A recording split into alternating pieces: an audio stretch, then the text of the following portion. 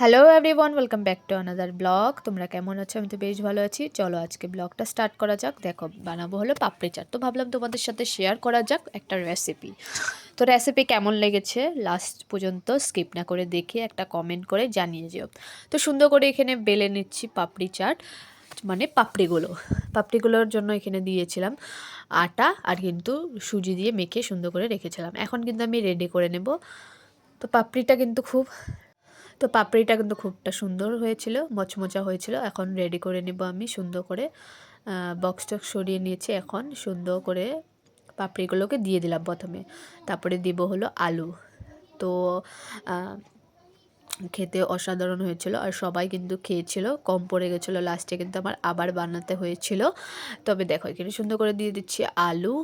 আলু দেওয়ার পরে দেবো টমেটো, পেঁয়াজ, আর দিয়ে দেব কাঁচা লঙ্কা পেস্ট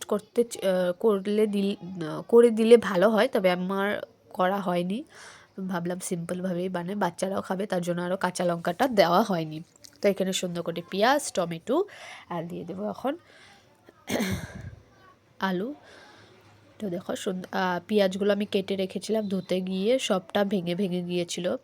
আর সুন্দর করে না কাটা যায় না এত, মানে দোকানে, মানে আমি যখন যেখানে কাম করি ওখানে সুন্দর করে কিন্তু কেটে কেটে দেয়, ছোট একদম পাতলা পাতলা করে।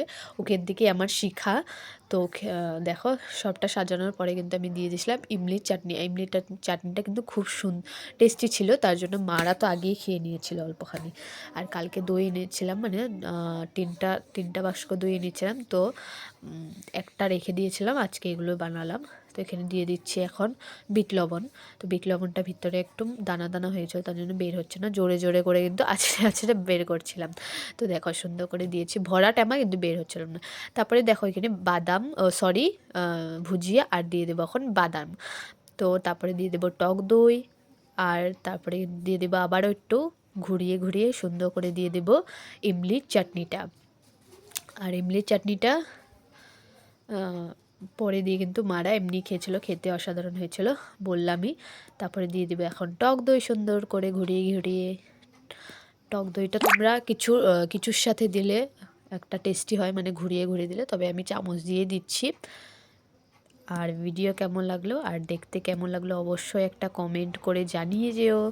টাটা, তোমাদের সাথে দেখা হবে। আর রেসিপিটা অবশ্যই অবশ্যই করে ট্রাই করো। তো লাইক, কমেন্ট, শেয়ার, আর সুন্দর করে একটা ফলো দিয়ে কমেন্ট করে